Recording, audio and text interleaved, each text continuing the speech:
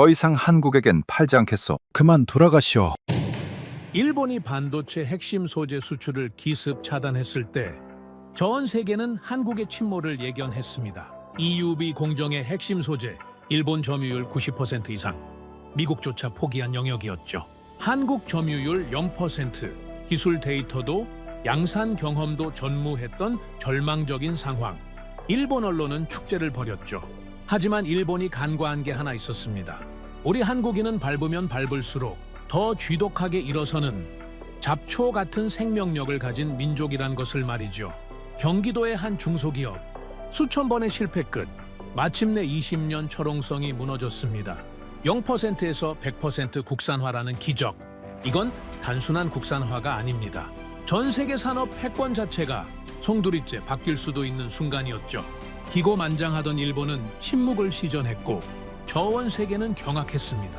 대체 무슨 일이 벌어진 겁니까? 그 전에 잠깐 1초 만에 누를 수 있는 좋아요 버튼을 꾹 눌러주시면 영상 제작에 아주 큰 힘이 됩니다. 그럼 바로 시작하겠습니다. 주가가 떨어지고 있었습니다. 멈추지 않았습니다. 2026년 1월 삼성이 국산 EUV 블랭크 마스크 라인 투입을 공식 발표한 그 아침이었습니다. 일본 소재 기업들의 주가가 장 시작과 동시에 곤두박질 쳤습니다. 제 전화기는 쉬지 않고 울렸습니다. 타카하시 상 뉴스 보셨습니까? 제가 대답하기도 전에 상대방이 먼저 소리를 질렀습니다. 삼성이 국산으로 바꾼답니다. 블랭크 마스크를요. 우리 제품 안 쓴다는 겁니까? 저는 아무 말도 하지 못했습니다. 텔레비전 화면에는 빨간 숫자들이 줄줄이 내려가고 있었습니다. 우리 소재 기업들의 주가가 실시간으로 무너지고 있었죠. 타카하시 상, 대답 좀 해주십시오. 이게 대체 무슨 상황입니까? 저도 묻고 싶었습니다. 대체 이게 무슨 상황입니까? 6년 전 우리는 한국의 숨통을 조였습니다. 반도체 핵심 소재 3가지를 틀어쥐고 스위치를 눌렀습니다. 그때 저는 확신했습니다. 이 스위치는 영원히 우리 손에 있을 거라고. 그 확신이 산산조각 나는 데 걸린 시간, 고작 6년이었습니다. 저는 타카하시 게니치, 올해 62입니다. 일본 반도체 소재 공급망 전략 분석가로 28년을 일했습니다. 경제산업성 정책자문위원을 지냈고 일본 소재기업연합의 기술전략 고문을 맡았죠. EUV 소재 공급망 리스크 보고서를 직접 총괄한 사람이 접니다. 업계에서는 저를 냉정한 계산자라고 불렀습니다. 감정으로 판단하지 않는다고요. 숫자로 계산하고 데이터로 결론을 내리는 사람이라고요. 그 냉정한 계산자가 지금 자기 계산이 틀렸다고 말하려는 겁니다. 이 이야기를 왜 하느냐고요? 누군가는 말해야 합니다. 일본이 왜 졌는지. 아니, 정확하게 말하겠습니다. 우리가 왜 이길 수 없었는지. 28년간 이 분야를 지켜보면서 저는 모든 변수를 계산했다고 믿었습니다. 기술 격차, 장비 독점, 소재 순도, 공정 노하우, 전부 숫자로 만들었고 전부 우리가 앞섰습니다. 그런데 저는 가장 중요한 변수 하나를 빠뜨렸습니다. 그게 뭔지는 이 이야기가 끝날 때 말씀드리겠습니다. 2019년 7월로 돌아가야 합니다. 그날 일본 경제산업성이 발표를 했습니다. 한국에 대한 반도체 핵심 소재 3종류의 수출 절차를 강화한다는 내용이었죠. 불화수소, 포토레지스트, 불화폴리이미드, 이 3가지는 반도체를 만드는데 반드시 필요한 소재들입니다. 전부 일본이 압도적으로 장악하고 있었습니다. 거기에 한국을 수출 우대국 목록에서 제외하겠다는 조치까지 나왔습니다. 공식 명분은 전략물자 관리의 투명성 강화였습니다. 행정적 조치라는 표현을 썼죠. 하지만 그 말을 곧이곧대로 받아들인 사람은 아무도 없었습니다. 발표 당일 저녁, 자문그룹 긴급 회의가 소집됐습니다. 도쿄 시내 호텔 회의실이었는데 들어서자마자 분위기가 심상치 않았습니다. 소재 기업 임원 7명이 이미 자리를 잡고 있었죠. 제가 앉자마자 스즈키 전무가 입을 열었습니다. 타카하시-상, 솔직하게 말합시다. 이건 강제 동원 판결에 대한 대응 아닙니까? 저는 커피를 한 모금 마시고 천천히 대답했습니다. 스즈키-상, 명분과 본질을 구분하셔야 합니다. 공식적으로는 전략 물자 관리 문제입니다. 그리고 우리가 여기서 논의할 건 명분이 아니라 이 조치가 가져올 결과입니다. 그러니까 결과가 어떻게 됩니까? 한국이 어떻게 나올 거라고 보십니까? 제가 준비해간 자료를 테이블 위에 펼쳤습니다. 삼성의 핵심 소재 재고를 추산해봤습니다. 약 석 달입니다. 회의실이 조용해졌습니다. 석 달이 지나면 생산 차질이 시작됩니다. 한국 전체 수출의 20%가 반도체에 의존하고 있으니 그 타격은 국가 경제 전반으로 퍼지게 됩니다. 오카다 상무가 팔짱을 끼며 물었습니다. 삼성이 다른 데서 구할 수 있는 건 없습니까? 현실적으로 불가능합니다. 불화수소 고순도 제품은 우리가 전 세계 공급의 70% 이상을 쥐고 있고 EUV용 포토레지스트는 사실상 일본 독점입니다. 대체 공급선이라는 게 존재하지 않습니다. 스즈키 전무가 고개를 끄덕이더니 이렇게 말했습니다. 그러면 삼성이 할 수 있는 건 뭡니까? 저는 단호하게 대답했습니다. 협상 테이블로 돌아오는 것뿐입니다. 그때 회의실 분위기는 조용한 승리감에 젖어 있었습니다. 아무도 입 밖에 내지는 않았지만 모두의 표정에 같은 생각이 쓰여 있었죠. 우리가 이겼다. 저도 같은 생각이었습니다. 솔직하게 인정합니다. 그런데 그날 회의에서 제가 한 가지 더 언급한 게 있었습니다. EUV 블랭크 마스크 이야기였습니다. 오카다 상무가 물었습니다. 블랭크 마스크는 규제 대상에 포함됩니까? 저는 고개를 저었습니다. 포함시키지 않았습니다. 왜 안 넣었습니까? 넣을 필요가 없었습니다. 제가 자료의 다음 페이지를 넘겼습니다. EUV 블랭크 마스크 글로벌 시장 점유율 도표였죠. EUV 블랭크 마스크 시장에서 일본의 점유율은 90% 이상입니다. 한국의 점유율은 사실상 제로입니다. 규제를 걸지 않은 이유는 간단합니다. 한국이 접근할 수 있는 영역이 아니기 때문입니다. 막을 필요조차 없는 겁니다. 스즈키 전무가 웃으며 말했습니다. 그건 앞으로도 변하지 않겠죠. 저는 자신 있게 대답했습니다. 변할 수가 없습니다. EUV 블랭크 마스크는 최소 20년의 노하우가 필요한 영역입니다. 한국 기업이 자존심으로 해결할 수 있는 문제가 아닙니다. 초저팽창 유리 기판 기술, 나노 단위 다층 방막 적층 기술, 초정밀 검사 장비, 이 세 가지를 동시에 갖추지 않으면 시작조차 할 수 없습니다. 미국도 포기한 영역입니다. 회의실 안에 있던 모든 사람이 고개를 끄덕였습니다. 저도 끄덕였죠. 확신이 있었으니까요. 지금 생각하면 그 고개를 끄덕인 순간이 우리의 가장 큰 실수였습니다. 회의가 끝나고 호텔 로비로 내려오는데 오카다 상무가 제 옆으로 다가왔습니다. 타카하시-상, 하나만 물어봐도 되겠습니까? 말씀하십시오. 한국 여론이 심상치 않습니다. 뉴스를 보니까 불매운동이 시작됐다는데 이거 변수가 되지 않겠습니까? 저는 잠시 생각하고 대답했습니다. 감정적 반응은 오래가지 않습니다, 오카다-상. 한국은 지금 분노하고 있지만 분노는 전략이 아닙니다. 석 달 뒤에 현실이 다가오면 감정은 사라지고 계산이 시작될 겁니다. 그때 삼성은 결국 우리에게 돌아올 수밖에 없습니다. 오카다 상무가 고개를 끄덕이며 돌아갔습니다. 그날 밤 저는 호텔 방에서 노트북을 열고 최종 리스크 보고서를 마무리했습니다. 보고서의 마지막 문장은 이것이었습니다. 한국의 소재 자립 가능성, 사실상 제로. 리스크 없음. 밑줄까지 그었습니다. 그런데 그 시각, 한국에서는 완전히 다른 일이 벌어지고 있었습니다. 우리가 관리라고 부른 그 조치를 한국은 전혀 다른 이름으로 부르고 있었죠. 봉쇄. 한국의 뉴스 화면에는 분노한 시민들이 나왔습니다. 일본 제품 불매 운동이 전국적으로 퍼지고 있었고 정치인들은 경제 전쟁이라는 표현을 쓰기 시작했습니다. 하지만 정작 저를 긴장하게 만든 건 거리의 분노가 아니었습니다. 한국 정부가 움직이기 시작한 겁니다. 소재 부품 장비 자립을 위한 특별 예산이 편성되고 있다는 소식이 들려왔습니다. 기업들은 위기 대응 태스크포스를 꾸렸고 언론은 매일같이 소재 독립을 외치기 시작했죠. 정부, 기업, 언론, 국민이 하나의 프레임으로 결집하고 있었습니다. 저는 그걸 보면서도 크게 걱정하지 않았습니다. 동료에게 이렇게 말했을 정도입니다. 한국이 흥분하고 있지만 기술은 흥분한다고 되는 게 아닙니다. EUV 소재 자립이라는 건 돈을 쏟아붓는다고 해결되는 문제가 아니거든요. 이건 시간의 문제입니다. 그리고 그 시간은 우리가 독점하고 있습니다. 동료가 웃으며 대답했습니다. 역시 냉정한 계산자답습니다. 저도 웃었습니다. 지금 돌이켜보면 그때 우리가 계산하지 못한 것이 있었습니다. 한국의 분노가 얼마나 오래 갈 것인지는 중요하지 않았습니다. 정작 중요했던 건 그 분노가 어디로 향하느냐는 것이었습니다. 우리는 한국의 감정을 계산했습니다. 하지만 한국의 각오는 계산하지 않았습니다. 우리는 그것을 관리라고 불렀고 한국은 그것을 봉쇄라고 받아들였습니다. 그 차이는 단어의 차이가 아니었습니다. 각오의 차이였죠. 그리고 그 각오가 어떤 결과를 만들어냈는지는 아직 모르고 있었습니다. 저도 일본 산업계 전체도요. 그때까지 우리는 스위치를 쥐고 있다고 믿었습니다. 단단하게요. 그런데 그 스위치가 우리 손에서 빠져나가기 시작한 건 바로 그 순간부터였습니다. 2019년 9월이었습니다. 수출 통제 발표 이후 2달이 지난 시점이었죠. 저는 당시 상황을 꽤 여유롭게 지켜보고 있었습니다.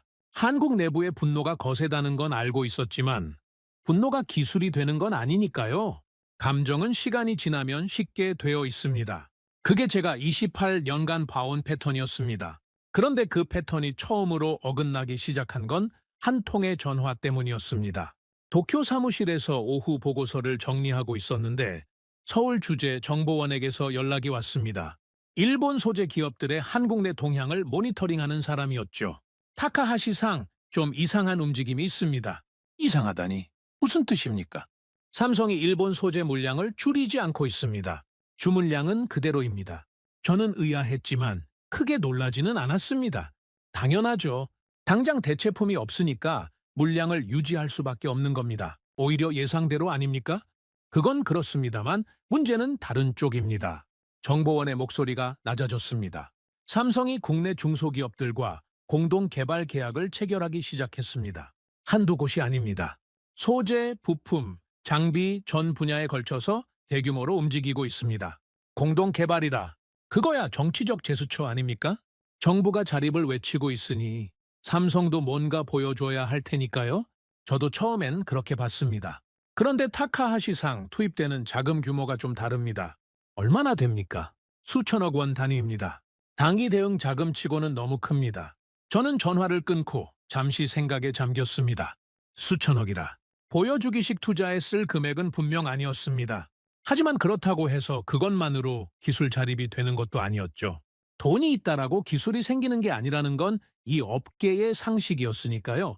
며칠 뒤 좀 더 구체적인 정보가 들어왔습니다. 정기자문회의에서 나카무라 부장이 자료를 돌리며 말했습니다. 삼성이 블랭크 마스크 쪽에서도 움직이고 있는 것 같습니다. 회의실 안의 시선이 일제히 나카무라 부장에게로 쏠렸습니다. 블랭크 마스크라고요? EUV용입니까? 네, SNS텍이라는 한국 기업이 있습니다. 원래 구형 마스크를 제조하던 중소기업인데 삼성이 이 회사와 EUV 블랭크 마스크 공동 개발에 착수했다는 정보가 있습니다. 저는 속으로 웃었습니다.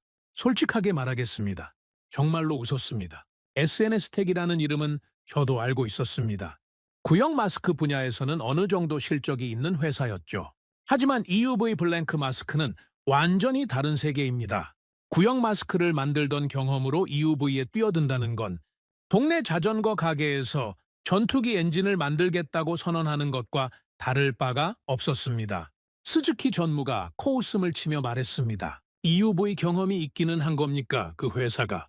나카무라 부장이 대답했습니다. 거의 없는 것으로 파악하고 있습니다. EUV 블랭크 마스크 양산 경험은 제로에 가깝습니다. 그런 회사가 뭘 한다는 겁니까? 삼성이 거기에 베팅을 한 모양입니다. 오카다 상무가 팔짱을 끼며 물었습니다.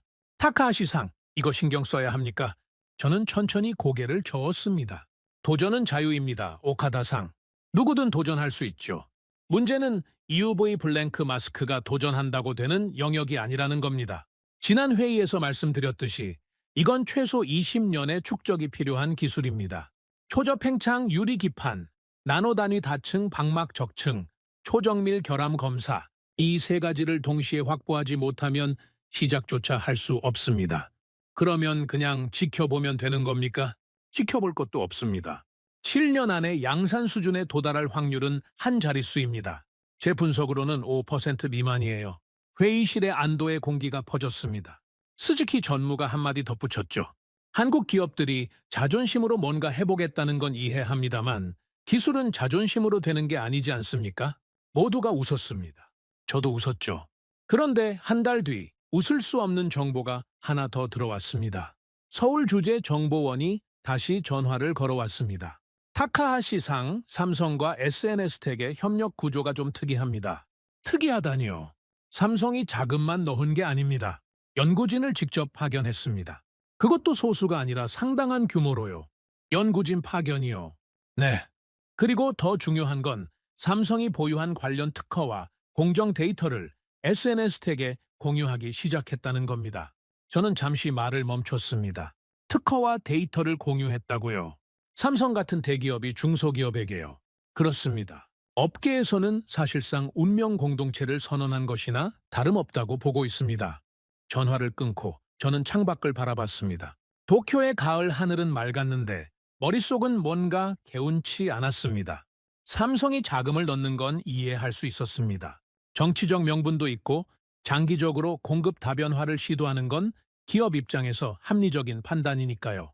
하지만 특허와 데이터를 공유한다는 건 차원이 다른 이야기였습니다. 그건 단순한 투자가 아니라 자기 핵심 자산을 내놓겠다는 뜻이었죠. 왜 저렇게까지 하는 겁니까? 보여주기식이라면 자금만 넣으면 됩니다. 연구진까지 파견하고 특허까지 공유할 필요는 없죠. 이건 진심이라는 뜻 아닙니까? 하지만 저는 곧 그 생각을 눌렀습니다.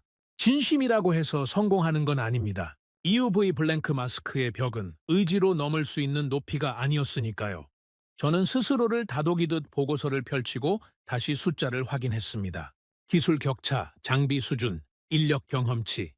어느 항목을 봐도 한국이 따라잡으려면 최소 15년에서 20년은 필요했습니다. 다음 자문회의에서 저는 이 내용을 보고했습니다. 삼성과 SNS택의 협력 구조가 예상보다 긴밀합니다. 자금, 인력, 특허, 데이터까지 공유하는 구조입니다. 오카다 상무의 표정이 살짝 굳었습니다. 그럼 우리가 대응해야 하는 겁니까? 아직은 아닙니다. 협력 구조가 긴밀하다는 것과 기술적으로 성공한다는 것은 완전히 별개의 문제입니다. 아무리 돈을 쏟아붓고 사람을 투입해도 EUV 블랭크 마스크의 물리적 한계는 변하지 않습니다. 스즈키 전무가 물었습니다. 타카하시 상의 판단은 여전히 같습니까? 네. 성공 확률 5% 미만. 이 숫자를 바꿀 근거는 아직 없습니다. 하지만 저는 보고서에 한 줄을 추가했습니다. 아무에게도 말하지 않았지만 비공개 메모란에 이렇게 적어두었죠. 한국의 투자 규모와 협력 구조가 단기 대응 수준을 초과. 지속 모니터링 필요. 그건 불안의 표현이 아니었습니다. 적어도 그때는 그렇게 생각했습니다. 분석가로서의 습관일 뿐이라고 저는 스스로에게 그렇게 말했죠. 그리고 한 가지 더 신경 쓰이는 게 있었습니다. 삼성이 일본 소재 물량을 줄이지 않고 있다는 점이었습니다. 보통 자립을 선언한 기업은 기존 공급처 물량을 단계적으로 줄이기 시작합니다. 그게 자연스러운 수순이죠. 그런데 삼성은 일본 물량을 그대로 유지하면서 동시에 국산 개발을 진행하고 있었습니다. 이건 무슨 뜻이었을까요? 두 가지 해석이 가능했습니다. 하나는 아직 국산 제품이 쓸만한 수준이 아니라서 일본 제품에 계속 의존할 수밖에 없다는 것. 이게 가장 상식적인 해석이었죠. 하지만 또 하나의 해석이 있었습니다. 삼성이 의도적으로 일본 물량을 유지하면서 시간을 벌고 있다는 것. 일본 측을 안심시키면서 뒤에서는 조용히 칼을 갈고 있다는 해석이었습니다. 저는 첫 번째 해석을 택했습니다. 두 번째는 너무 전략적이라고 생각했거든요. 한국 기업이 그 정도로 치밀하게 움직일 거라고는 보지 않았습니다. 지금 생각하면 그것도 오판이었습니다. 그해 겨울 업계 송년 모임 자리에서 오카다 상무가 술잔을 기울이며 제게 물었습니다. 타카하시 상, 솔직히 말해서 한국이 정말 EUV 블랭크 마스크를 만들 수 있다고 봅니까? 저는 잠깐 생각하다가 대답했습니다. 연구실 수준의 시제품은 만들 수 있을지도 모릅니다. 하지만 양산은 완전히 다른 이야기입니다. 연구실에서 한 장 만드는 것과 공장에서 매달 수백 장을 균일한 품질로 찍어내는 것은 하늘과 땅 차이거든요. 그 간극을 좁히려면 수십 년이 걸립니다. 오카다 상무가 안심한 표정으로 고개를 끄덕였습니다. 그렇겠죠. 20년 넘게 쌓아온 기술을 몇 년 만에 따라잡는 건 무리 아닙니까? 그렇습니다. 기술은 시간의 축적입니다. 이건 제가 28년간 지켜보면서 한 번도 틀린 적 없는 원칙이에요. 저는 그 원칙을 진심으로 믿고 있었습니다. 그런데 돌이켜보면 한 가지 간과한 게 있었습니다. 한국이 움직이고 있다는 건 알고 있었습니다. 하지만 저는 그것을 무모한 도전이라고 판단하고 보고서에 그렇게 적었습니다. 냉정한 계산자답게요. 우리는 웃었습니다. 그러나 그들은 밤을 새우고 있었습니다. 우리가 송년 모임에서 술잔을 기울이고 있을 때 SNS텍의 연구실에서는 불이 꺼지지 않았습니다. 삼성의 연구진은 클린룸 안에서 나노 단위의 오차와 싸우고 있었죠. 그들에게 이것은 사업이 아니었습니다. 전쟁이었습니다. 저는 그것을 보고서에 무모함이라고 적었습니다. 그 한 단어가 제 28년 경력에서 가장 큰 오판이었습니다. EUV 블랭크 마스크가 왜 그토록 어려운 기술인지 한번 설명을 드려야 할 것 같습니다. 숫자만 나열하면 지루하실 테니 제가 실제로 겪은 이야기로 풀어보겠습니다. 2020년 봄이었습니다. 도쿄에서 반도체 소재 관련 비공개 기술 세미나가 열렸습니다. 일본 소재 기업들의 핵심 기술진과 전략 분석가들이 모이는 자리였죠. 저도 패널로 참석했습니다. 그날 세미나의 주제가 바로 EUV 리소그래피의 미래와 소재 기술의 진화였습니다. 발표를 맡은 건 하세가와 박사였습니다. 일본 EUV 소재 연구의 1인자로 불리는 사람이었죠. 머리가 반쯤 센 70대 노학자였는데 이분이 연단에 올라서 첫 마디를 이렇게 시작했습니다. 여러분, EUV 블랭크 마스크가 왜 어려운지 물으신다면 저는 이렇게 대답하겠습니다. 빛이 유리를 통과하지 못하기 때문입니다. 회의장이 조용해졌습니다. 기존 반도체 노광 방식에서는 빛이 마스크를 통과합니다. 투과형이죠. 유리 위에 회로 패턴을 새기고 빛을 쏘면 패턴이 웨이퍼에 그대로 전사됩니다. 단순하게 말하면 그림자 놀이와 같은 원리입니다. 하세가와 박사가 슬라이드를 넘겼습니다. 그런데 EUV는 다릅니다. 극자외선은 파장이 13.5 나노미터밖에 안 됩니다. 이 빛은 거의 모든 물질에 흡수되어 버립니다.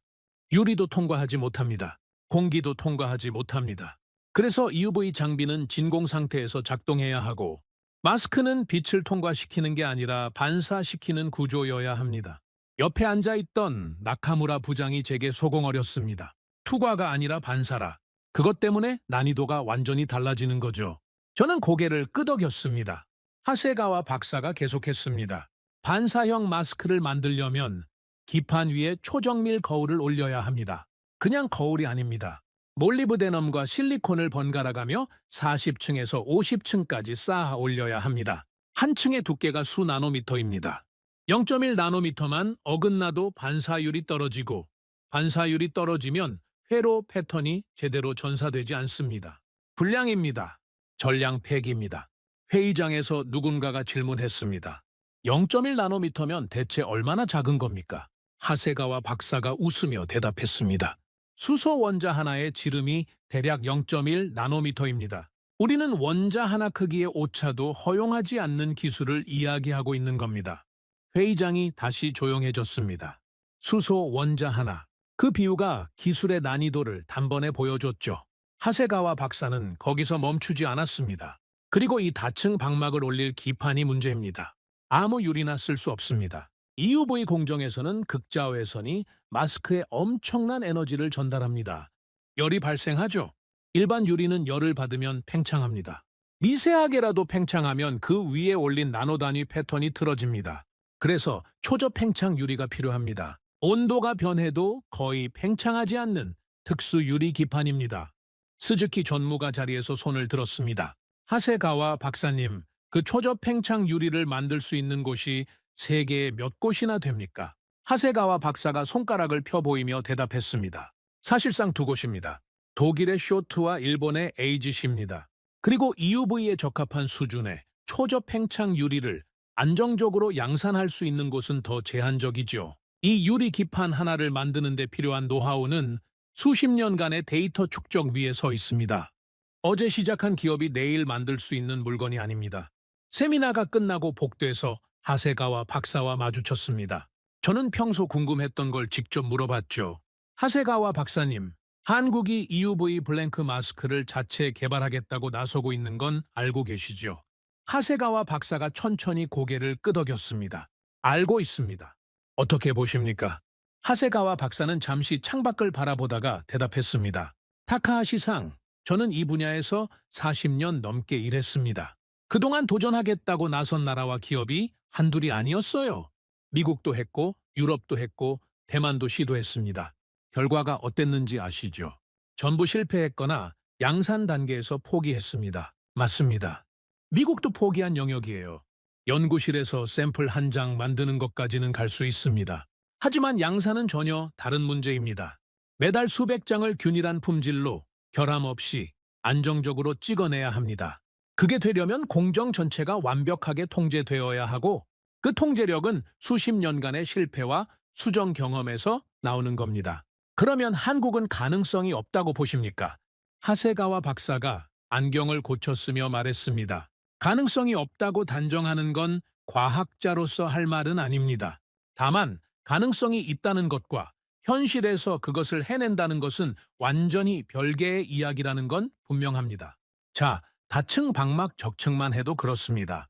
40층에서 50층을 쌓는데 한 층이라도 불량이면 처음부터 다시 해야 합니다. 층수가 올라갈수록 누적 불량률이 기하급수적으로 올라가죠. 이걸 양산 수준으로 안정시키려면 수만 번의 실험 데이터가 필요합니다. 그 데이터를 우리는 20년 넘게 쌓아왔어요.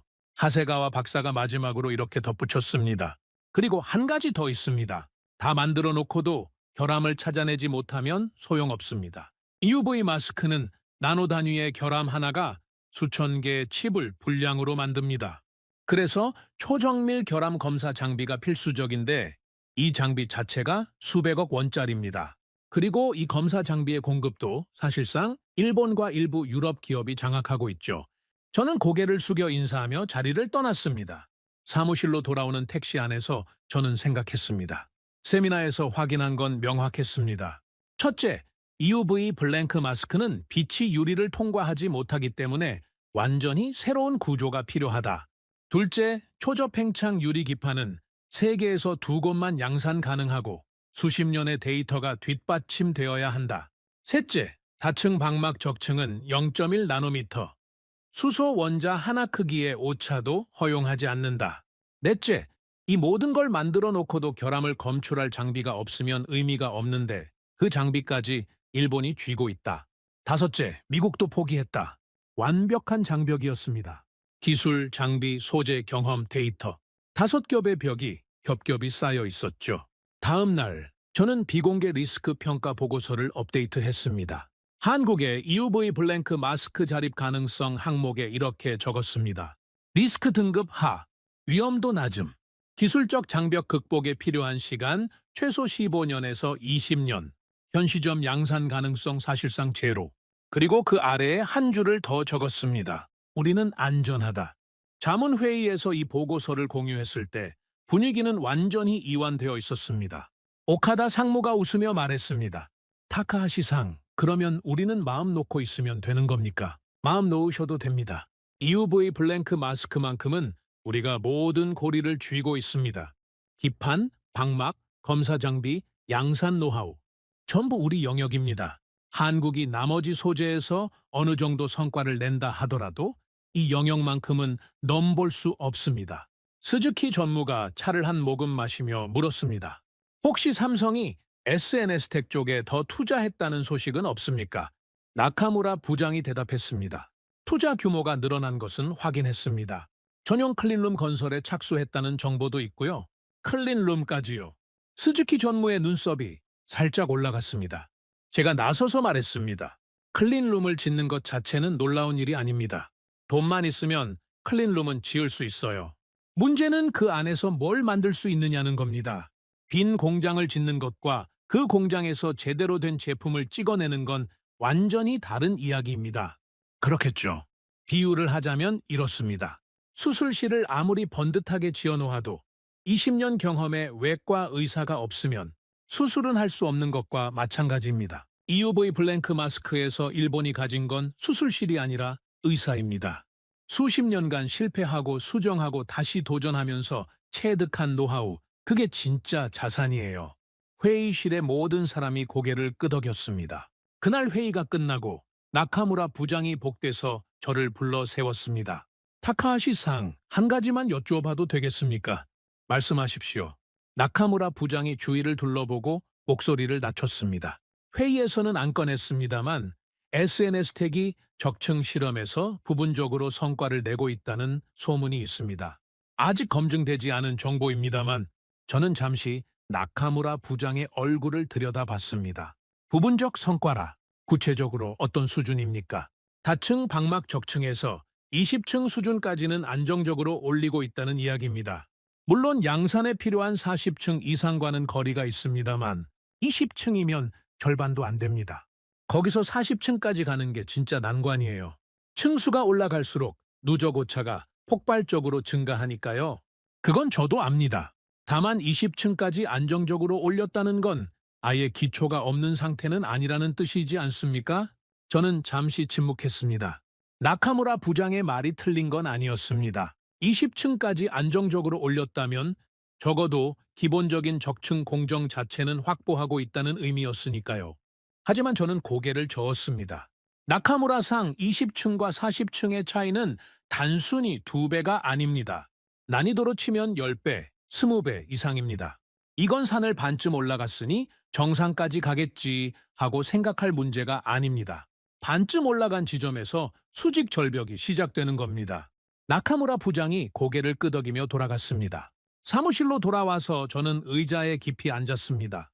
창밖으로 도쿄타워가 보였습니다. 28년간 이 도시에서 숫자와 데이터를 다루며 살아왔습니다. 그 숫자들은 한 번도 저를 배신한 적이 없었죠. 기술은 시간의 축적이다. 이건 제 28년 경력의 핵심 원칙이었습니다. 단축은 없습니다. 지름길도 없습니다. 수십 년간 실패하고 기록하고 수정하고 다시 도전하는 과정을 거쳐야만 비로소 하나의 기술이 완성되는 겁니다. 그리고 우리는 그 시간을 독점하고 있었습니다. 적어도 그때까지는 그랬습니다. 보고서를 닫으면서 저는 중얼거렸습니다. 이 기술은 돈으로 살 수 없다. 시간은 우리의 편이다.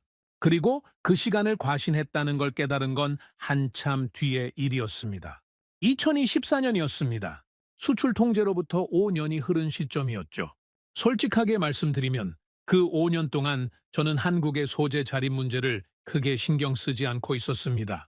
불화수소나 포토레지스트 쪽에서 한국이 일부 성과를 냈다는 소식은 들려왔지만 EUV 블랭크 마스크만큼은 요지부동이었으니까요. 매년 리스크 보고서를 업데이트할 때마다 같은 문장을 적었습니다. 위험도 낮음, 변동 없음. 거의 기계적으로 적는 수준이었죠. 그런데 2024년 3월 그 기계적인 일상이 깨졌습니다. 서울주재정보원에게서 암호화 메일이 왔습니다. 전화가 아니라 메일이라는 건 전화로 하기 어려운 내용이라는 뜻이었죠. 첨부 파일이 하나 있었습니다. 삼성 내부 테스트 결과의 비공식 요약본이었습니다. 파일을 열었습니다.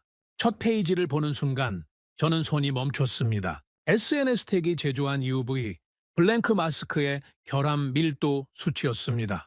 2년 전 자료에서는 일본 제품 대비 5배에서 6배 수준이었습니다. 그때 보고서에 적었죠. 추격 불가능한 수준의 격차 유지. 그런데 이번 자료에서 결함 밀도가 2배 이내로 줄어 있었습니다. 저는 의자에서 몸을 일으켜 세우고 화면을 다시 들여다봤습니다. 눈이 잘못된 건가 싶어서 숫자를 하나하나 짚어봤습니다. 틀림없었습니다. 2년 사이에 격차가 절반 이상 좁혀진 겁니다. 정보원에게 전화를 걸었습니다. 이 자료 신뢰도는 어느 정도입니까? 복수 경로에서 교차 확인했습니다. 구체적 수치의 편차는 있을 수 있지만 결함 밀도가 대폭 개선된 것 자체는 사실로 봐야 합니다. 2년 전까지만 해도 이야기가 안 되는 수준이었는데요. 그래서 보내드린 겁니다. 타카하시-상, 혹시 측정 방법이 달라진 건 아닙니까? 기준이 바뀌었다거나 그 부분도 확인했습니다. 동일 기준입니다. 삼성 내부 테스트 프로토콜이 바뀌지 않았습니다. 전화를 끊고 저는 그 숫자를 3번 다시 확인했습니다. 우연의 결과인지 특정 배치에서만 나온 이례적 수치인지 완전히 부정할 수는 없었습니다. 이 배 차이라는 것도 양산 수준에서는 여전히 쓸 수 없다는 뜻이었지만 문제는 방향이었습니다. 격차가 벌어지는 게 아니라 줄어들고 있었습니다. 그것도 상당한 속도로요. 며칠 뒤 긴급 자문 회의를 소집했습니다. 스즈키 전무가 먼저 물었습니다. 타카하시-상 긴급 소집이라니 무슨 일입니까? 중대한 건 아니겠죠. 저는 자료를 테이블에 올려놓았습니다. SNS텍의 EUV 블랭크 마스크 결함 밀도 추이입니다. 2년 전 대비 격차가 절반 이상 줄었습니다. 오카다 상무가 자료를 집어들더니 눈을 가늘게 떴습니다. 이게 맞습니까? 이렇게까지 줄었다고요. 그리고 SNS텍 전용 클린룸이 완공됐고 적층 공정이 안정화 단계에 진입한 것으로 파악됩니다. 검사 장비 쪽에서도 일본 장비 일부를 확보한 정황이 있습니다. 오카다 상무가 인상을 찌푸렸습니다. 일본 장비를 확보했다고요? 어디서 구한 겁니까? 국제시장에서 중고 장비를 포함한 다양한 채널을 활용한 것으로 추정됩니다. 스즈키 전무의 표정이 굳어졌습니다. 그러면 우리 기술이 유출된 겁니까?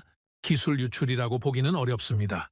장비를 확보한 것과 제대로 운용하는 건 다른 문제니까요. 다만 장비 접근성이 개선되었다는 건 분명 변수입니다. 회의실 안의 공기가 무거워졌습니다. 이전 회의들에서 느꼈던 여유는 어디에도 없었습니다. 제가 결론을 말했습니다. 리스크 등급을 상향해야 합니다. 기존 5%에서 25%로. 스즈키 전무가 목소리를 높였습니다. 5%에서 25%라고요? 비공식 자료 하나로 등급을 5배나 올리겠다는 겁니까? 과민 반응 아닙니까? 결함 밀도 개선, 공장 가동, 장비 확보, 세 가지가 동시에 움직이고 있습니다. 하나만 놓고 보면 대수롭지 않지만 셋이 함께 진행되고 있다는 건 구조적 변화의 신호일 수 있습니다. 타카하시 상, 냉정하게 봅시다. 연구실 성과가 양산과 무슨 상관입니까? 실험실 숫자 하나에 흔들리면 안 됩니다. 그때 나카무라 부장이 조심스럽게 입을 열었습니다. 한 가지 말씀드려도 되겠습니까? SNS 텍 쪽에서 적층 실험 횟수가 급격히 늘어났다는 정보가 있습니다. 2년 전 대비 실험 횟수가 대략 4배 이상입니다. 이건 단순히 돈을 더 쓰고 있다는 게 아니라 실패와 수정의 사이클을 훨씬 빠르게 돌리고 있다는 뜻입니다. 회의실이 잠시 조용해졌습니다. 스즈키 전무가 나카무라 부장을 쳐다봤습니다. 그래서 결론이 뭡니까? 나카무라 상. 결론은 타카하시 상이 내리실 문제입니다만 한 가지만 말씀드리겠습니다. 우리가 20년 걸려 쌓은 데이터를 저들은 실패 속도를 높여서 단축하려 하고 있습니다. 실험 한 번에 수억 원이 날아가는 걸 알면서도 멈추지 않고 있다는 뜻입니다. 스즈키 전무가 코웃음을 쳤습니다. 멈추지 않는 것과 성공하는 건 다른 문제 아닙니까? 나카무라 부장이 대답하려다 입을 다물었습니다. 스즈키 전무의 논리가 틀린 건 아니었으니까요. 연구실과 양산은 별개라는 건 제가 입버릇처럼 하던 말이었습니다.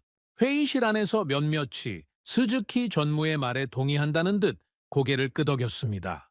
저는 그 순간 고립감을 느꼈습니다. 숫자가 말하는 방향을 보고 있는 사람이 이 방에서 저와 나카무라 부장 둘뿐이라는 느낌이었죠. 결국 타협안이 나왔습니다. 공식 등급은 15%로 상향하되 추가 검증 필요라는 단서를 다는 것으로 정리되었습니다. 같은 시기에 일본 소재 기업들은 자신감 넘치는 행보를 이어가고 있었습니다. 업계 매체 인터뷰가 실렸죠. 일본 최대 플랭크 마스크 기업의 기술이사가 이렇게 말했습니다. 연구실에서 샘플 한두 장 만드는 것과 양산은 전혀 다른 차원이며 수십 년간 쌓아온 양산 데이터는 돈으로 살 수 없다고요. 다른 임원은 더 직설적이었습니다. 한국이 중간 보스를 몇 개 이겼다고 최종 보스를 이길 수는 없다는 표현까지 썼죠. 이런 인터뷰들을 읽으면서 저도 한편으로는 안도했습니다. 업계 전체가 자신감을 유지하고 있다는 건 제가 과민 반응하고 있을 가능성이 높다는 뜻이었으니까요. 하지만 안도와 불안이 동시에 존재하는 이상한 상태였습니다. 회의가 끝나고 오카다 상무가 제 어깨를 톡 쳤습니다. 타카하시 상, 너무 걱정 마십시오. 양산까지는 아직 멉니다. 그렇겠죠. 양산은 연구실과 다르니까요. 그럼요. 그게 우리의 마지막 장벽입니다. 오카다 상무가 웃으며 돌아갔습니다. 저도 웃으려고 했습니다. 하지만 입꼬리가 올라가지 않았습니다. 그날 밤 사무실에 혼자 남아서 데이터를 다시 펼쳤습니다. 결합밀도 추이를 그래프로 그려봤습니다.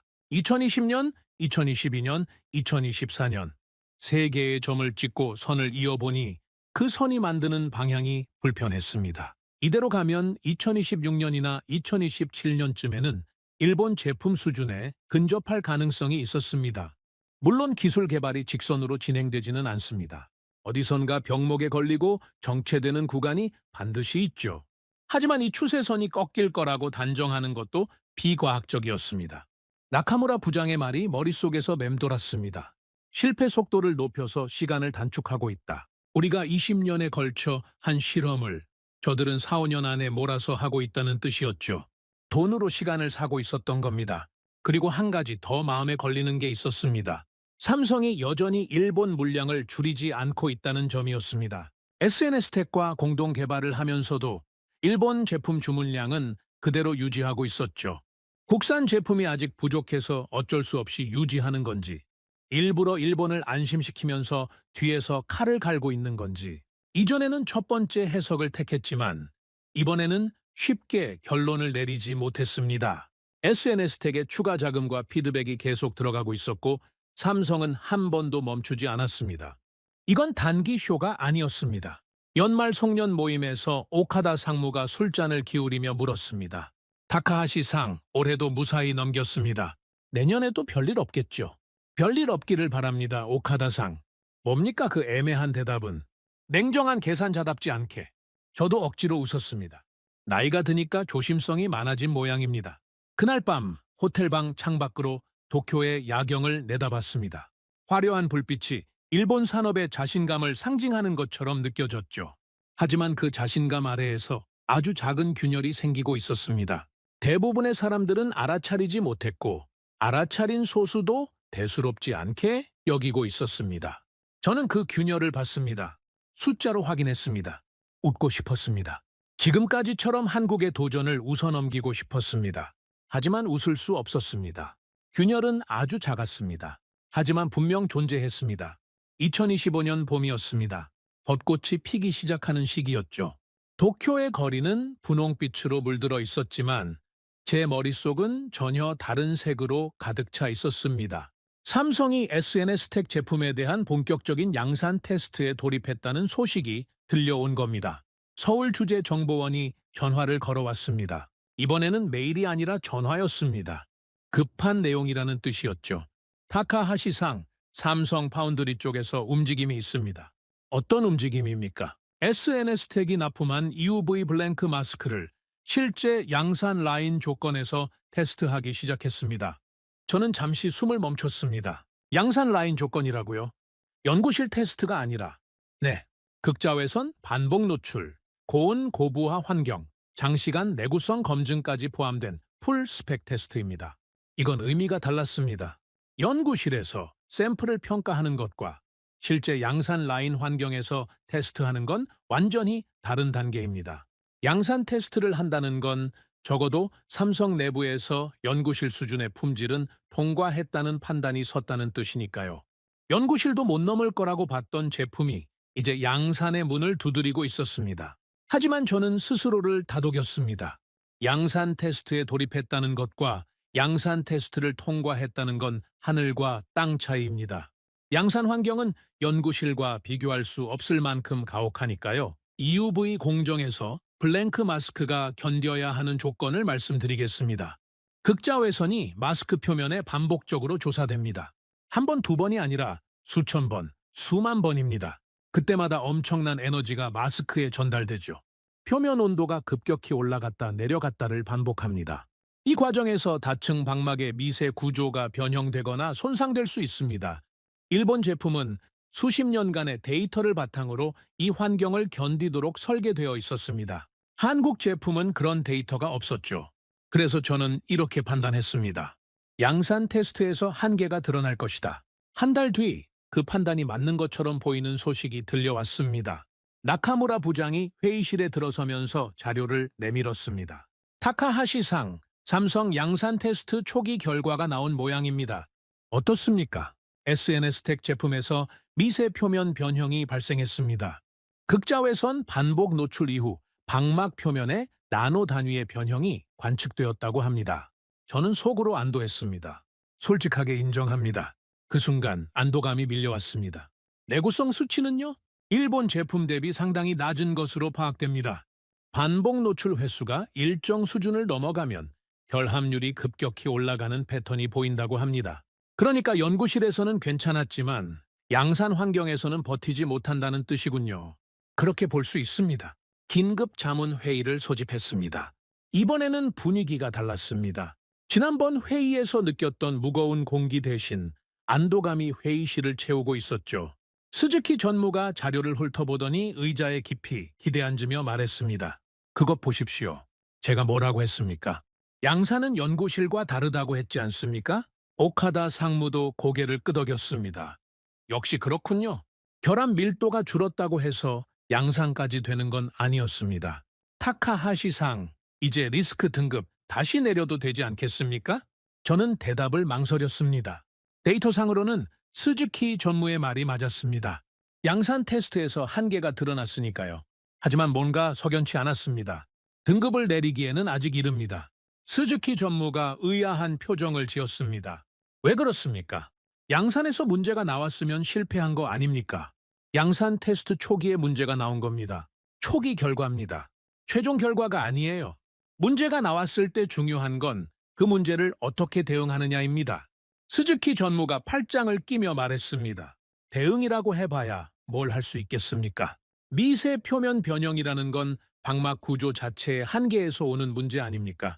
소재를 바꾸거나 적층 구조를 전면 재설계하지 않는 한 해결이 안 되는 거 아닙니까? 맞는 말씀입니다. 보통은 그렇습니다. 보통은 그렇다니 무슨 뜻입니까? 보통의 기업이라면 여기서 멈추거나 한 발 물러서서 재설계에 들어갑니다. 그러면 최소 2, 3년은 더 걸리죠. 그게 일반적인 패턴입니다. 오카다 상무가 끼어들었습니다. 그러면 됐지 않습니까? 2, 3년 더 걸린다면 우리한테 유리한 거 아닙니까? 그런데 삼성의 패턴이 보통과 좀 다릅니다. 회의실이 조용해졌습니다. 삼성이 일본 물량을 줄였습니까? 아닙니다. 여전히 유지하고 있습니다. 그러면 뭐가 다르다는 겁니까? 삼성이 SNS택에 양산 테스트 결과를 즉시 피드백하고 추가 지원을 늘렸습니다. 포기 신호가 아니라 강화 신호입니다. 오카다 상무의 표정이 살짝 굳었습니다. 양산에서 문제가 나왔는데 오히려 투자를 늘렸다고요. 그렇습니다. 테스트에서 발생한 미세 변형 데이터를 SNS택과 공유하고 개선 방향을 함께 설계하고 있는 것으로 파악됩니다. 실패를 포기의 이유로 삼는 게 아니라 개선의 재료로 쓰고 있는 겁니다. 스즈키 전무가 한마디 했습니다. 그건 그 회사들의 자유 아닙니까? 돈이 남아돌면 얼마든지 할 수 있는 거지. 그게 결과로 이어진다는 보장은 없습니다. 보장은 없습니다. 다만 한 가지 말씀드리겠습니다. 저는 테이블 위의 자료를 가리켰습니다. 2022년에 결함 밀도가 5배였습니다. 2024년에 이 배로 줄었습니다. 그리고 지금 양산 테스트에서 내구성 문제가 나왔지만 결함 밀도 자체는 계속 줄어들고 있습니다. 이 추세가 유지된다면 내구성 문제는 시간 문제일 수 있습니다. 회의실이 다시 침묵에 빠졌습니다. 스즈키 전무의 표정이 불편해 보였지만 더 이상 반박하지는 않았습니다. 그 즈음 일본 소재 기업들이 움직이기 시작했습니다. 그리고 그 움직임이 상황을 더 복잡하게 만들었죠. 일본 최대 블랭크 마스크 기업에서 가격 인상을 통보해왔습니다. 삼성을 포함한 한국 고객사들에 대해 공급 가격을 올리겠다는 것이었습니다. 이유는 원자재 가격 상승과 품질 고도화 비용이라고 했지만 업계에서 그 명분을 액면 그대로 받아들이는 사람은 없었습니다. 이건 메시지였습니다. 결국 우리 없이는 안 된다는 메시지. 양산 테스트에서 문제가 나온 지금이야말로 가격을 올릴 수 있는 타이밍이라고 판단한 거죠. 국산 제품이 아직 양산 수준에 못 미친다는 게 확인됐으니 한국은 어쩔 수 없이 일본 제품을 써야 합니다. 그러니까 우리가 가격을 정할 수 있다는 논리였습니다. 자문회의에서 이 건을 논의했을 때 오카다 상무가 활짝 웃으며 말했습니다. 이게 바로 독점의 힘 아닙니까? 우리가 갑이라는 걸 다시 한번 보여주는 겁니다. 스즈키 전무도 만족스러운 표정이었습니다. 한국이 자립하겠다고 아무리 날뛰어도 결국 품질은 우리를 따라오지 못합니다. 양산 테스트에서 증명된 거 아닙니까? 가격을 올려도 살 수밖에 없는 겁니다. 저도 그 자리에서는 동의했습니다. 논리적으로 맞는 말이었으니까요. 하지만 사무실로 돌아와서 혼자 생각해보니 불안한 구석이 있었습니다. 가격을 올리면 단기적으로는 수익이 늘어납니다. 하지만 장기적으로는 한국의 자립 의지를 더 자극하는 결과를 낳을 수 있었죠. 우리가 가격을 올릴수록 한국 입장에서는 국산화의 경제적 명분이 더 강해지는 겁니다. 일본 제품이 비싸면 비쌀수록 국산 제품이 조금만 품질을 올리면 가격 경쟁력에서 승부가 되니까요. 그런데 이 생각을 회의에서 꺼내지는 못했습니다. 분위기가 그렇지 않았습니다. 양산 테스트에서 한국 제품의 한계가 드러났고 가격 인상 카드까지 성공적으로 꺼냈으니 업계 전체가 다시 자신감을 되찾은 상태였죠. 거기에 찬물을 끼얹을 수는 없었습니다. 비공개 메모에만 적어두었습니다. 가격 인상은 양날의 검, 단기 수익 확보와 장기 리스크 증가를 동시에 유발할 가능성, 그리고 리스크 등급. 공식 보고서에는 15%를 유지했지만 개인 메모에는 25%를 그대로 두었습니다. 양산 테스트에서 문제가 나왔음에도 등급을 내리지 않은 겁니다. 왜냐고요? 삼성이 포기하지 않았기 때문입니다. 양산에서 실패했는데 투자를 늘리는 기업, 문제가 나왔는데 피드백을 강화하는 기업. 그런 기업을 상대로 안심하기에는 제가 본 숫자들이 너무 많은 이야기를 하고 있었습니다. 그해 여름 나카무라 부장이 퇴근길에 저를 붙잡았습니다. 타카하시상, 한 가지 여쭤봐도 되겠습니까? 말씀하십시오. 솔직히 어떻게 보고 계십니까? 한국이 정말 해낼 수 있다고 보십니까? 저는 한참을 걷다가 대답했습니다. 나카무라상, 제가 28년간 배운 게 하나 있습니다. 기술의 벽은 높습니다. 그건 사실입니다. 하지만 그 벽을 넘을 수 없다고 단정하는 순간 우리는 벽 뒤에서 무슨 일이 벌어지고 있는지 보지 못하게 됩니다. 그러면 넘을 수 있다고 보시는 겁니까? 모릅니다. 하지만 한 가지는 확실합니다. 그들이 포기하지 않는다는 사실이 양산 테스트에서 실패했다는 사실보다 더 두렵습니다. 나카무라 부장이 고개를 끄덕이며 조용히 걸어갔습니다. 그날 밤 사무실에서 리스크 보고서를 다시 열었습니다. 비공개 메모란의 숫자를 들여다봤습니다. 25%. 한참을 바라보다가 그 숫자를 지우고 새로 적었습니다. 45%. 손이 떨렸습니다. 이 숫자를 공식 보고서에 올리면 업계가 발칵 뒤집힐 겁니다. 하지만 공식 보고서에는 올리지 않았습니다.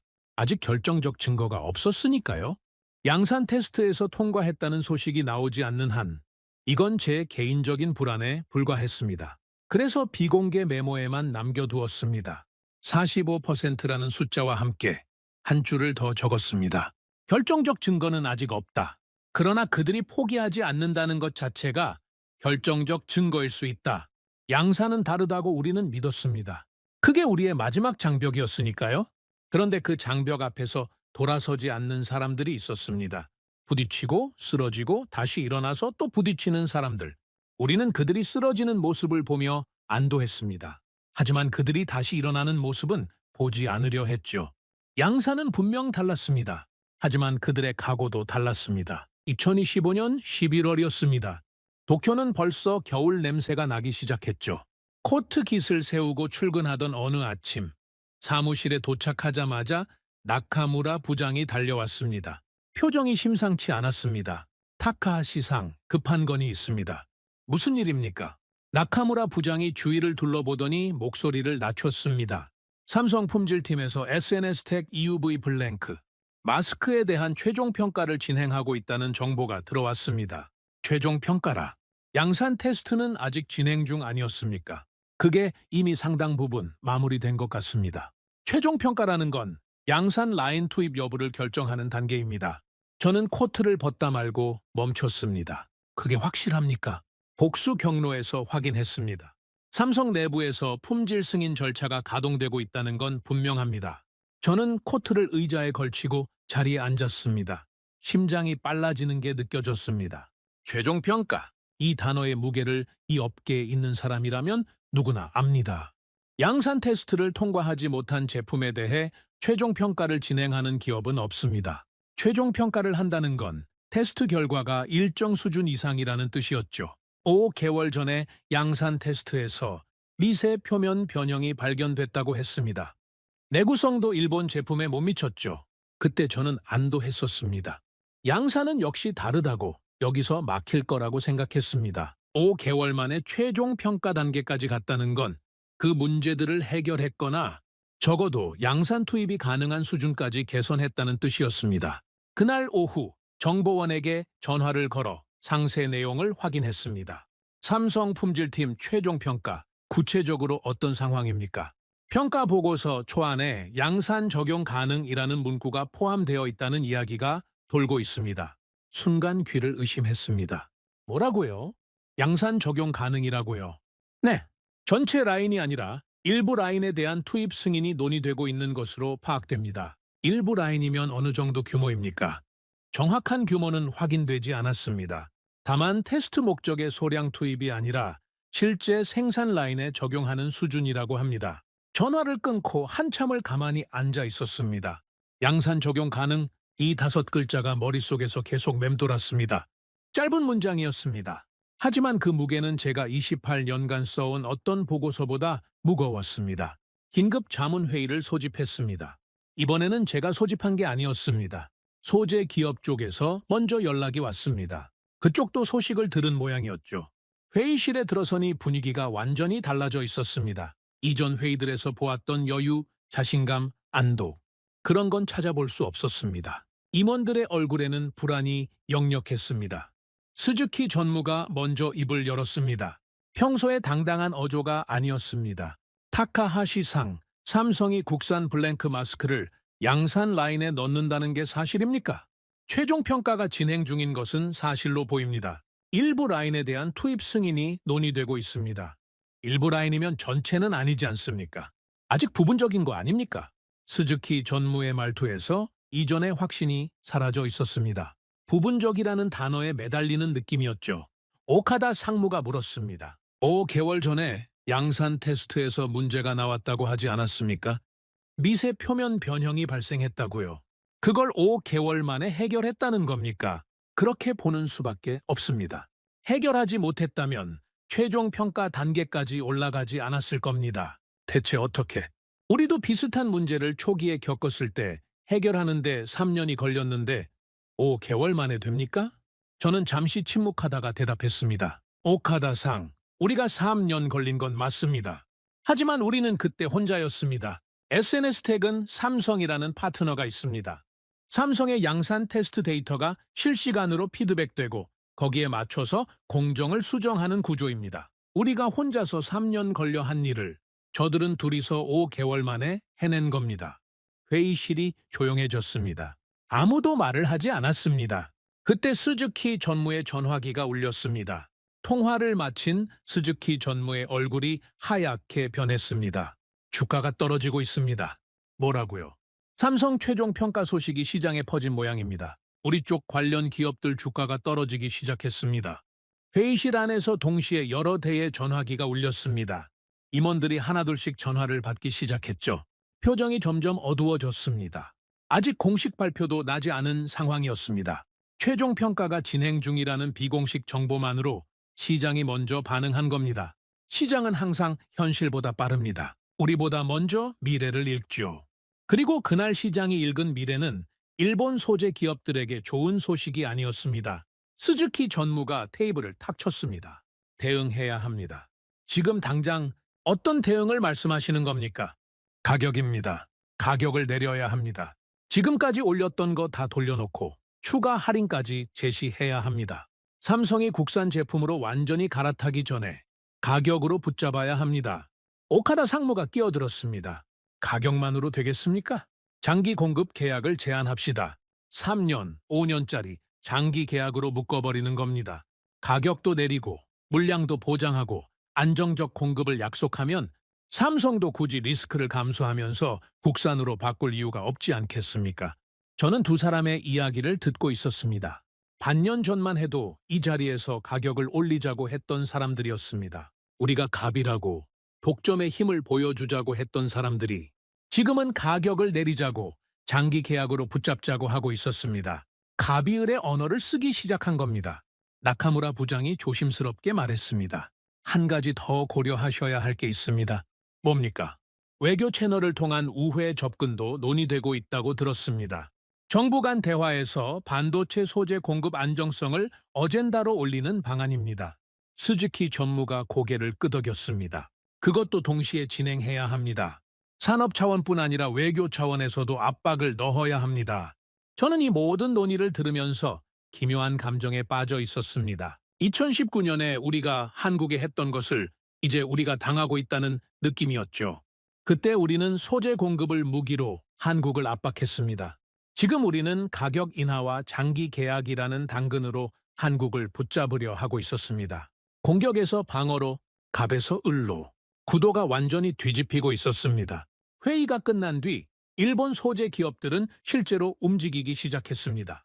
가격 인하 통보가 삼성 측에 전달되었습니다. 장기 공급 계약 제한도 함께 갔죠. 공급 안정성 보장, 기술 지원 확대, 추가 할인. 가능한 모든 카드를 테이블 위에 올려놓았습니다. 하지만 삼성의 반응은 우리가 기대했던 것과 달랐습니다. 정보원이 전해준 내용은 이랬습니다. 삼성이 일본 측 제안을 검토 중이라고는 합니다. 하지만 동시에 내부적으로 국산 블랭크 마스크 전량 교체 가능성을 언급하고 있다는 이야기가 있습니다. 전량 교체라고요? 일부 라인이 아니라, 네? 물론 즉시 전량 교체한다는 뜻은 아닐 겁니다. 하지만 전량 교체가 가능하다는 메시지를 일본 측에 보내는 것 자체가 중요합니다. 저는 전화기를 내려놓고 눈을 감았습니다. 전량 교체 가능? 이건 협상 카드였습니다. 삼성이 일본 측의 가격이나 제안을 받아들이든 안 받아들이든 전량 교체가 가능하다는 사실 자체가 삼성의 협상력을 근본적으로 바꿔놓은 겁니다. 예전에는 삼성이 일본 제품 없이는 반도체를 만들 수 없었습니다. 그래서 일본이 가격을 올려도 조건을 강화해도 삼성은 받아들일 수밖에 없었죠. 하지만 이제는 다릅니다. 국산 대안이 생긴 이상 삼성은 선택할 수 있게 된 겁니다. 일본 제품을 쓸 수도 있고 국산으로 바꿀 수도 있는 위치가 된 거죠. 선택할 수 있다는 것. 그것이 협상에서 가장 강력한 무기입니다. 그날 밤 사무실에서 리스크 보고서를 다시 열었습니다. 비공개 메모란의 45%를 지우고 새로운 숫자를 적었습니다. 80%. 그리고 공식 보고서의 문장도 수정했습니다. 독점 유지 가능성 불확실. 이 문장을 적는데 5분이 걸렸습니다. 글자 수로는 11글자에 불과했지만 그 11글자가 의미하는 건 28년간 제가 지켜온 확신의 붕괴였습니다. 창밖으로 도쿄의 불빛이 보였습니다. 반년 전에도 같은 자리에서 같은 야경을 봤었죠. 그때는 균열이 작다고 생각했습니다. 하지만 이제 그 균열은 갈라지고 있었습니다. 소리 없이, 하지만 확실하게 우리는 더 이상 갑이 아니었습니다. 독점이 깨지는 소리는 요란하지 않았습니다. 뉴스 속보가 터지거나 거리에서 환호가 울려 퍼지거나 그런 게 아니었습니다. 품질 보고서 한 장에 적힌 5글자, 양산 적용 가능. 그게 전부였습니다. 그 문장은 짧았습니다. 그러나 무거웠습니다. 2026년 1월 14일. 그날을 저는 평생 잊지 못할 겁니다. 아침 8시 출근 준비를 하고 있었습니다. 넥타이를 매다가 텔레비전을 켰는데 경제 뉴스 자막이 화면 하단을 가로지르고 있었습니다. 삼성전자 국산 EUV 블랭크 마스크 양산 라인 본격 적용 공식 발표. 넥타이를 매던 손이 멈췄습니다. 일부 라인이 아니었습니다. 전략적 적용이라는 표현을 썼습니다. 그리고 글로벌 고객사들에게 공급망 안정성을 확보했다는 메시지를 동시에 발신했다고 했습니다. 이건 단순한 기술 발표가 아니었습니다. 전 세계를 향해 우리는 이제 일본 없이도 할 수 있다고 선언한 겁니다. 전화기가 울렸습니다. 오카다 상무였습니다. 타카하시 상, 뉴스 보셨습니까? 보고 있습니다. 어떻게 된 겁니까? 지난달에 가격도 내렸고 장기 계약도 제안했는데 삼성이 받아들인 거 아니었습니까? 검토 중이라고만 했지 받아들였다는 이야기는 없었습니다. 그러면 우리가 가격을 내린 건 뭡니까? 의미가 없었다는 겁니까? 저는 대답하지 못했습니다. 의미가 없었느냐고요? 솔직히 말하면 의미가 없었습니다. 우리가 가격을 내리고 장기 계약을 제안하는 동안 삼성은 이미 다른 길을 가고 있었던 겁니다. 우리의 당근을 검토하는 척하면서 뒤에서는 국산 전환을 준비하고 있었죠. 2019년에 우리가 한국에 했던 것과 정확히 같은 방식이었습니다. 겉으로는 행정 조치라고 하면서 실제로는 전략적 압박을 가했던 것처럼요. 집을 나서기도 전에 전화가 3통 더 왔습니다. 전부 같은 질문이었습니다. 이게 무슨 상황이냐고, 어떻게 대응해야 하느냐고. 택시를 타고 사무실로 향하는 동안 휴대폰으로 주식시장을 확인했습니다. 장이 열리자마자 일본 소재 기업들의 주가가 급락하고 있었습니다. 빨간 숫자가 화면을 가득 채웠죠. 우리 쪽 대표 기업 주가가 장 시작 10분 만에 5% 넘게 빠졌습니다. 택시 기사가 백미러로 제 표정을 슬쩍 보더니 물었습니다. 손님, 어디 안 좋은 소식이라도 있으십니까? 아닙니다. 괜찮습니다. 괜찮지 않았습니다. 하지만 택시 기사에게 일본 반도체 소재 산업의 독점이 무너지고 있다고 설명할 수는 없었죠. 사무실에 도착하니 이미 난리가 나 있었습니다. 나카무라 부장이 복도에서 뛰어왔습니다. 타카하시 상, 긴급 회의가 소집됐습니다. 소재 기업 쪽에서 먼저 요청했습니다. 분위기가 어떻습니까? 나카무라 부장이 잠시 말을 고르더니 대답했습니다. 공포입니다. 회의실에 들어서자 그 표현이 과장이 아니라는 걸 알았습니다. 임원들의 얼굴에 여유 같은 건 찾아볼 수 없었습니다. 스즈키 전무는 전화기를 붙들고 누군가와 격앙된 목소리로 통화 중이었고, 오카다 상무는 노트북 화면에 뜬 주가 차트를 멍하니 바라보고 있었습니다. 스즈키 전무가 통화를 끝내고 자리에 앉으며 말했습니다. 애널리스트들이 리포트를 내기 시작했습니다. 전부 하향 조정입니다. 독점 구조 붕괴 가능성이라는 표현까지 썼습니다. 오카다 상무가 고개를 들었습니다. 독점 구조 붕괴라니 너무 과장 아닙니까? 삼성이 일부 라인에 국산을 넣었다고 해서 독점이 무너지는 겁니까? 제가 대답했습니다. 오카다상, 시장은 현재를 보는 게 아니라 미래를 봅니다. 지금 일부 라인이라도 시장은 이것이 앞으로 전면 교체로 이어질 가능성을 가격에 반영하는 겁니다. 그러면 전면 교체가 될 거라고 보십니까? 제가 단정할 수 있는 문제가 아닙니다. 하지만 삼성이 글로벌 고객사들에게 공급망 안정성 메시지를 발신했다는 건 내부적으로 전면 전환 가능성을 염두에 두고 있다는 뜻으로 해석할 수 있습니다. 회의실이 무거운 침묵에 빠졌습니다. 스즈키 전무가 테이블 위를 손바닥으로 내리치며 말했습니다. 대응 방안을 논의합시다. 지금 여기서 손 놓고 있을 때가 아닙니다. 어떤 대응을 생각하고 계십니까? 추가 할인입니다.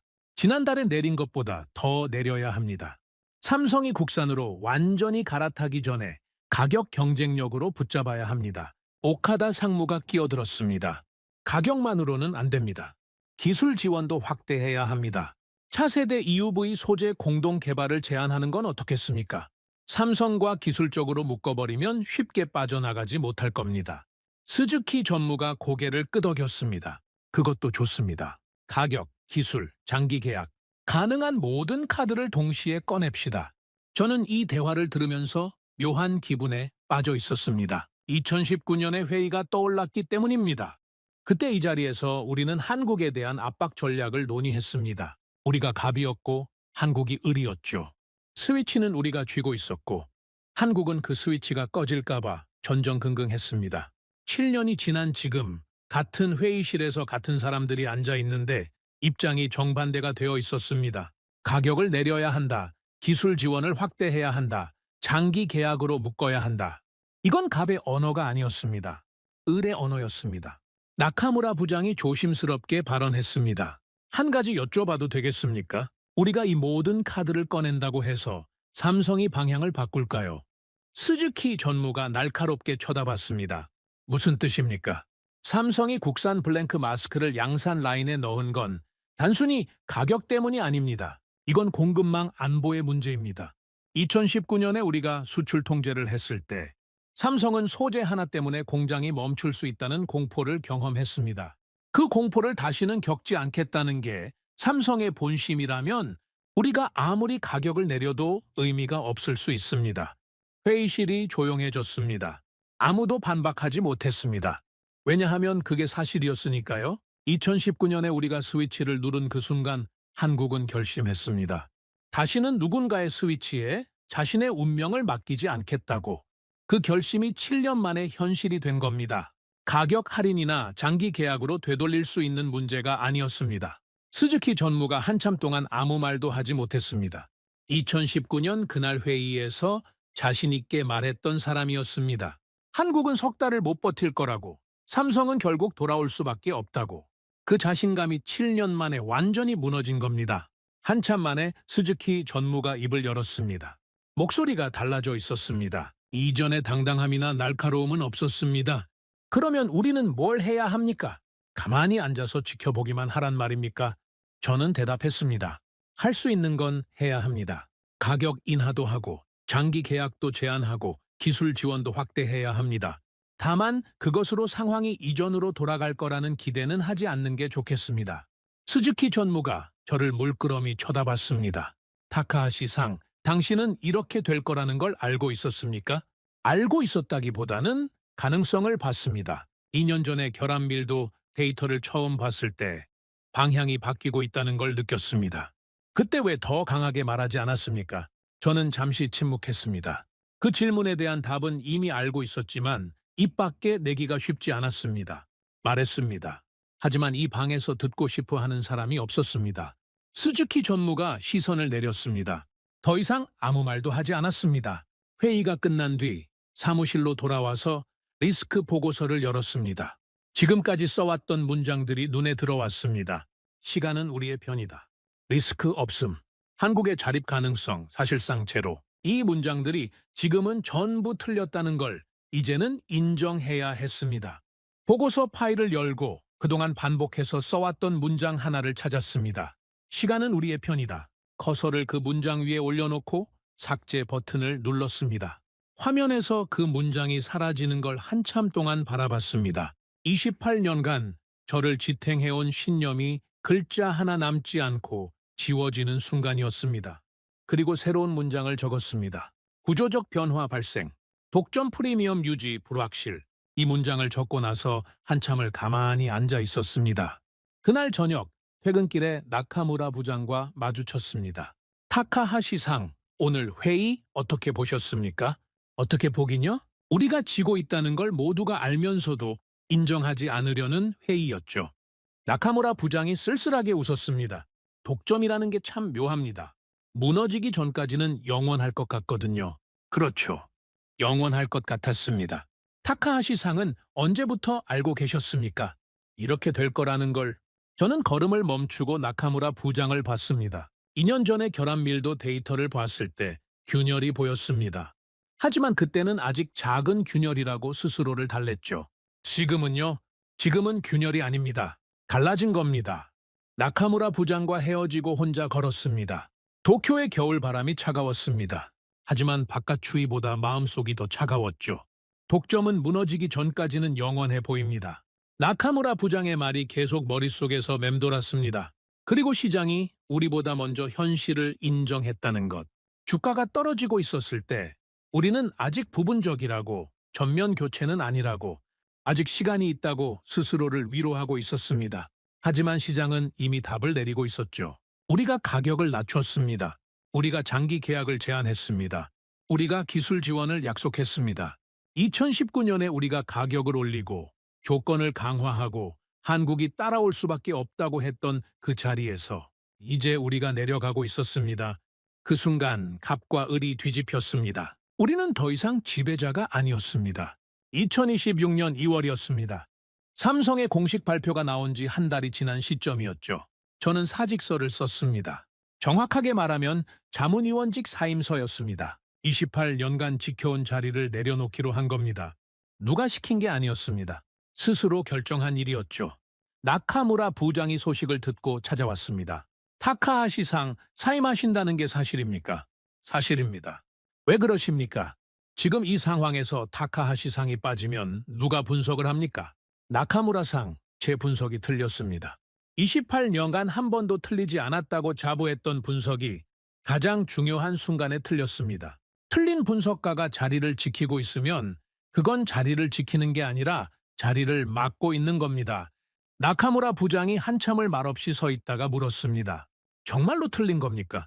기술적으로 보면 타카하시 상의 분석이 틀린 건 아니지 않습니까? EUV 블랭크 마스크의 기술 장벽은 실제로 높았고 일본의 축적 기술이 압도적이었던 것도 사실입니다. 단지 한국이 예상보다 빨리 따라잡은 것뿐이지. 저는 고개를 저었습니다. 나카무라상 예상보다 빨리 따라잡힌 게 아닙니다. 제가 계산하지 못한 변수가 있었던 겁니다. 기술 분석은 맞았을지 모릅니다. 장벽의 높이도 격차의 크기도 필요한 시간도 전부 정확하게 계산했습니다. 하지만 저는 한 가지를 빠뜨렸습니다. 뭘 빠뜨리셨습니까?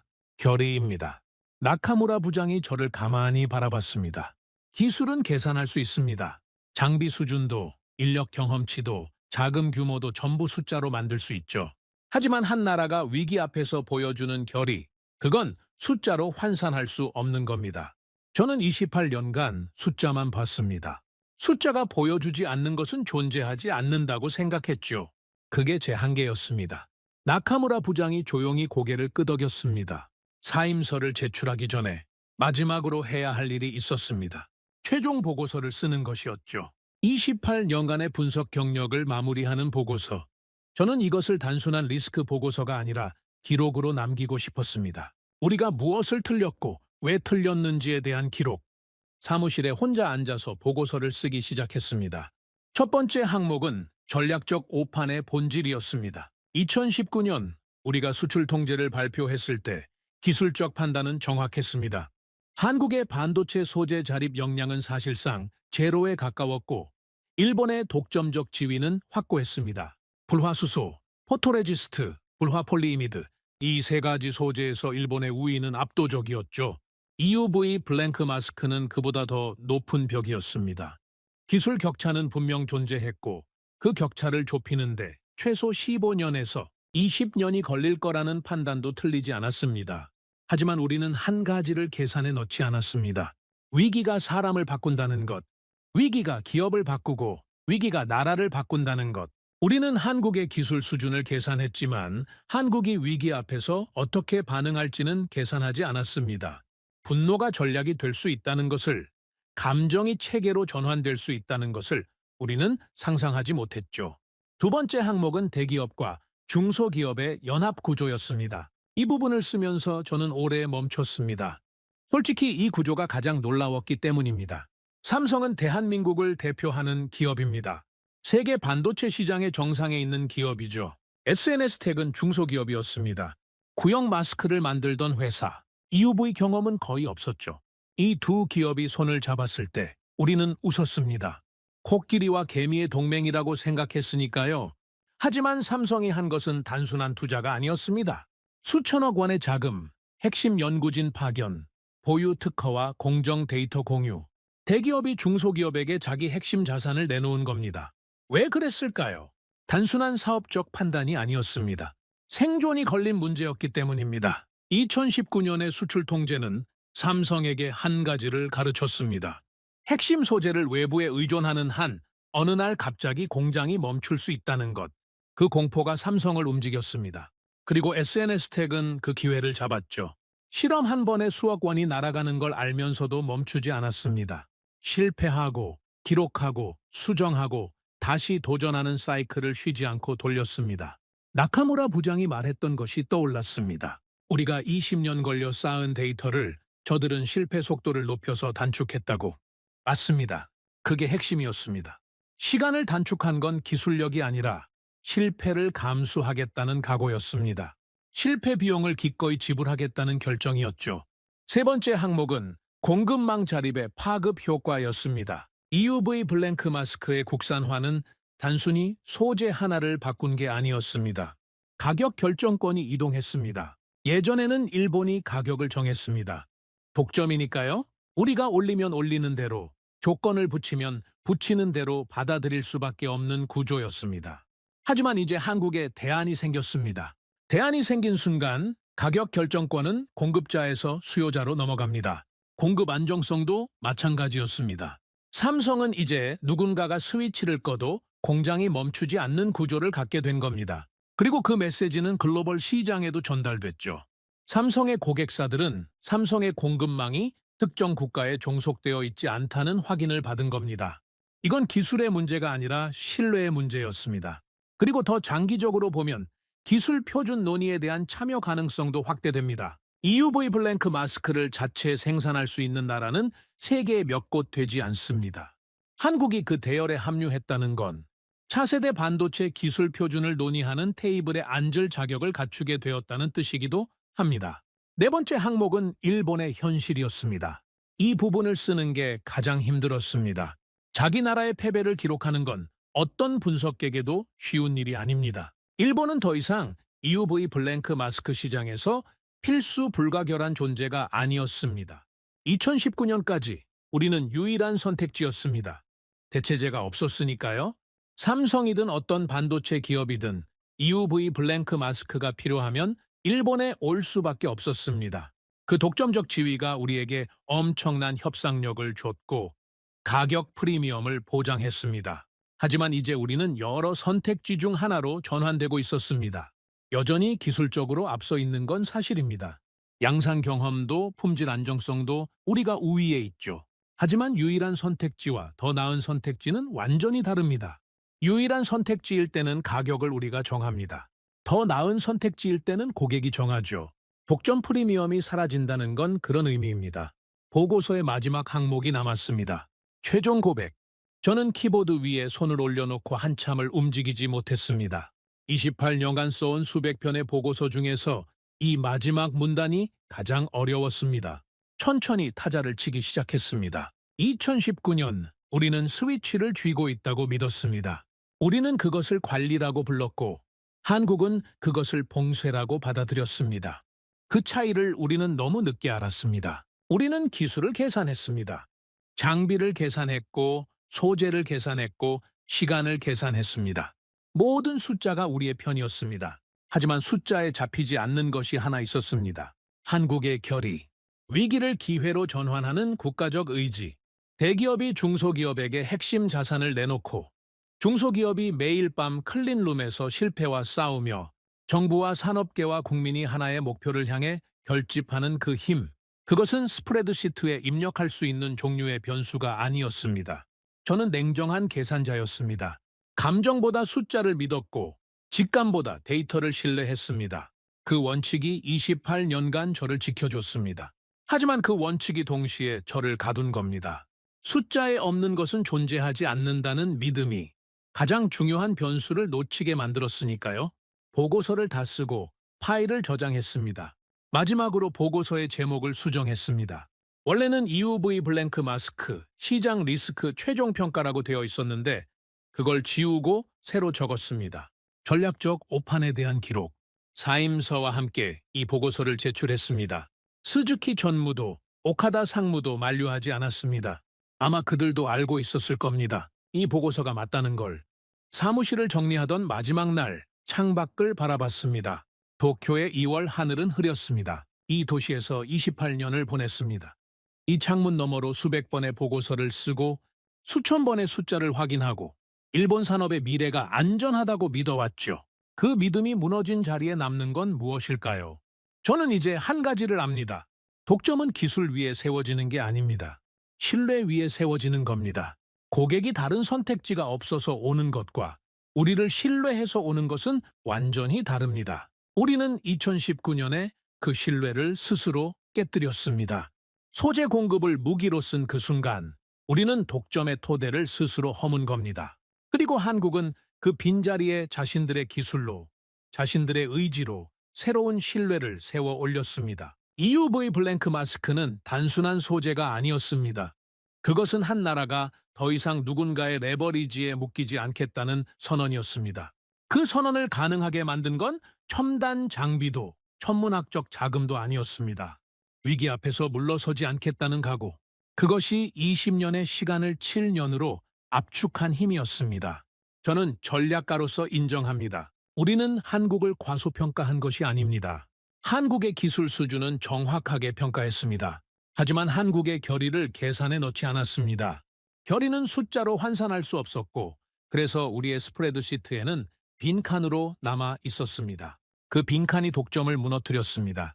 사무실 문을 닫고 복도를 걸어 나오는데 나카무라 부장이 서 있었습니다. 타카하시-상, 마지막으로 한 가지만 여쭤봐도 되겠습니까? 말씀하십시오. 이 전쟁은 끝난 겁니까? 저는 잠시 생각하다가 고개를 저었습니다. 아닙니다. 끝나지 않았습니다. 반도체 기술은 계속 진화하고 소재 경쟁은 다음 세대로 넘어갈 겁니다. EUV 다음에는 또 다른 장벽이 올 겁니다. 하지만 한 가지는 확실히 달라졌습니다. 뭐가 달라졌습니까? 한국은 이제 장벽 앞에서 돌아서는 나라가 아닙니다. 그걸 이번에 증명했으니까요. 나카무라 부장이 조용히 고개를 숙여 인사했습니다. 저도 고개를 숙였죠. 엘리베이터를 타고 1층으로 내려왔습니다. 로비를 지나 건물 밖으로 나서니 찬 바람이 얼굴을 스쳤습니다. 28년간 다니던 길이었는데 그날따라 유독 낯설게 느껴졌습니다. 2019년 7월에 그날이 떠올랐습니다. 수출 통제가 발표된 그날 밤 호텔 회의실에서 스즈키 전무가 물었죠. 삼성이 버틸 수 있겠습니까? 저는 자신 있게 대답했습니다. 버티는 게 문제가 아닙니다. 대안이 없는 게 문제입니다. 대안이 없었던 나라가 스스로 대안을 만들어냈습니다. 불가능하다고 했던 기술을 해냈습니다. 20년이 걸릴 거라던 일을 7년 만에 해냈습니다. 우리는 기술을 독점했지만 위기를 기회로 바꾸는 의지는 독점하지 못했습니다. 그리고 그 계산 오류가 독점을 무너뜨렸습니다. 오늘의 사연은 여기까지입니다. 구독과 좋아요는 영상 제작에 아주 큰 힘이 됩니다. 지금까지 감동테라스 저는 소희였습니다. 오늘도 우리 구독자님들의 가정에 따뜻한 행복이 가득하시길 진심으로 바라겠습니다. 긴 영상 끝까지 시청해주셔서 정말 감사합니다. 내일 더 좋은 이야기로 찾아뵙겠습니다. 감사합니다.